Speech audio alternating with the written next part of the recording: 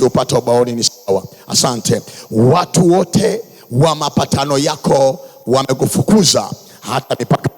Wale waliofanya amani nawe wamekudanganya na kukushinda.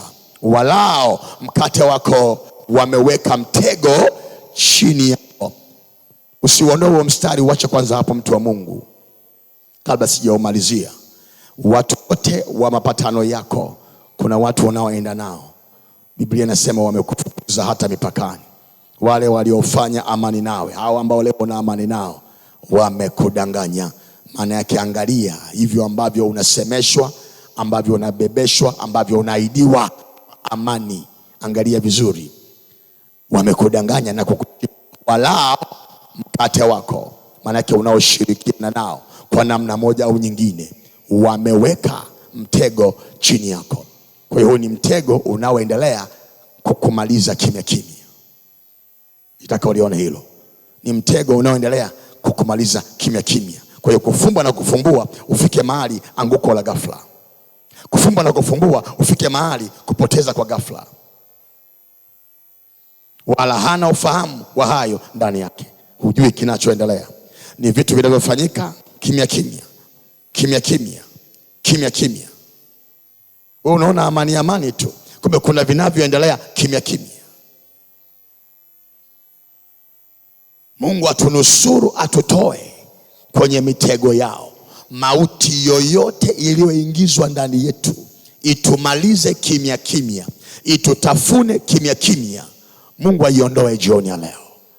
Popote pale ambapo unamalizwa kimya kimya, unatafunwa kimya kimya na hauna taarifa, Mungu akunasue jioni ya leo. Lakini pamoja na kunasuliwa, na Mungu akupe ufahamu kwamba huyu hakuwa sahihi kwako, hili eneo halikuwa sahihi kwako, hili jambo halikuwa sahihi kwako, hii safari haikuwa sahihi kwako. Mungu akupe na ufahamu.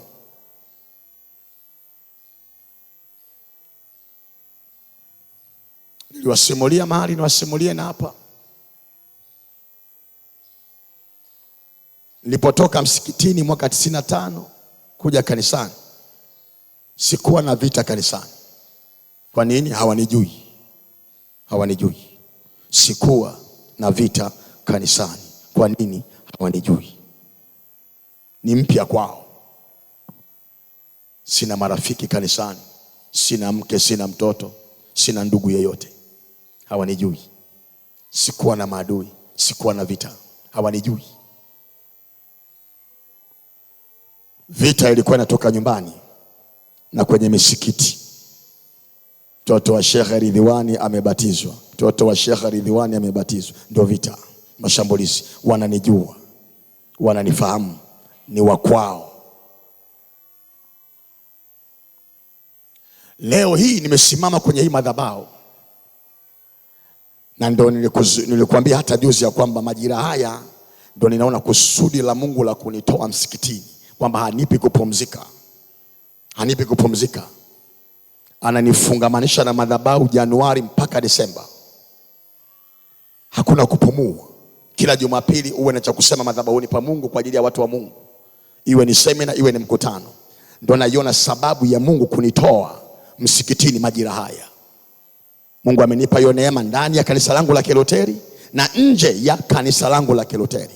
Kuna makanisa mengine naenda kuhubiri, hakuna Mluteri anaruhusiwa kwenda kuhubiri kwa kigezo cha ubatizo. Mimi nakaribishwa na ubatizo wangu huu nilionao, wananipokea, wanapokea neno. Wagatu wananipaga masharti ya kwamba ukisimama usiwaambie kama ni Mluteri. Sababu kuna wengine wana shida na ubatizo, wataondoka, watakosa neno la Bwana kwa sababu tu ya ubatizo wako. Wewe hubiri tu neno, wewe nenda. Naambia hakuna shida. Sijaenda kuhubiri Uluteri, nimeenda kumhubiri Yesu. Napata kibali, naenda kuhubiri. Kuna neema wanaiona ambalo linawezekana ule waraka usifike. Kuto kujua kwake kulizuia madhara. Kuto kujua kwake kulizuia ambacho kimekusudiwa. Hapana, kilitokea kama kilivyopangwa. Nilikusemesha jana, ilikuwa ni lazima Daudi apitie kwenye mikono ya huyu Uria sio kwenye mikono ya mtu mwingine. Anayetafuta ni huyu. Kwa hiyo huyu ndo atoe ruksa, aridhie hili jambo litokee, anyamaze kimya. Kwa hiyo kupitia mikono yake Uria iliyopokea waraka kwa mfalme Daudi, hiyo mikono ilipeleka mauti ya Uria kwa Yoabu. Yoabu akasoma, akatekeleza kilichoandikwa, wala hakuwa na hoja zingine. Kuna vitu unaweza kubebeshwa kama alivyobebeshwa Uria na vinakumaliza mwenyewe. Unaweza kubebeshwa kwenye mahusiano, unaweza kubebeshwa kwenye ndoa, unaweza kubebeshwa kwenye kazi ulionayo, kwenye biashara ulionayo, kwenye huduma ulionayo, unaweza kubebeshwa. Kuna watu unaweza ukatembea nao lakini wamekubebesha vitu kwenye mikono yako, kwenye maisha yako, vinavyokumaliza kimya kimya, vinavyokumaliza kimya kimya pasipo wewe kujua. Ni maombi yangu Isaac Omari, tunaposukuma maombi leo, chochote ambacho umebebeshwa, chochote ambacho umeshikishwa kwenye mikono yako cha uharibifu na hauna taarifa, na kinakutafuna pole pole, ukikungute leo kwenye madhabahu ya msalaba wa Yesu Kristo. Hii ni madhabahu inayowaka moto, usiondoke nacho. Hiyo mauti unayotembea nayo, mauti kwenye mahusiano, mauti kwenye ndoa, mauti kwa watoto, mauti kwenye afya yako, mauti kwenye biashara, mauti kwenye ofisi yako, mauti kwenye ajira, mauti kazini kwako, mauti kwenye kampuni yako, mauti kwenye huduma, mauti yoyote unayotembea nayo pasipo kujua, leo hiyo mauti tunaikataa kwenye madhabahu ya msalaba wa Yesu Kristo. Tunajikunguta nayo mahali hapa, hatutatoka na hiyo mauti. Tuanze kuona mabadiliko baada ya semina hii. Tuanze kuona nuru baada ya semina hii. Tuanze kuona mwanga baada ya semina hii. Tuanze kuona taa ya Bwana baada ya semina hii. Tuone nguvu ya Mungu, tuone udhihirisho wa matendo yake ya ajabu. Sema amina. Kwa upendeleo tena, kabla sijasogea kwenye mfano mwingine, kitabu cha Obadia mlango wa kwanza mstari wa 7. Nimesema kwa upendeleo kwa sababu tuliusoma wa mstari hata jana.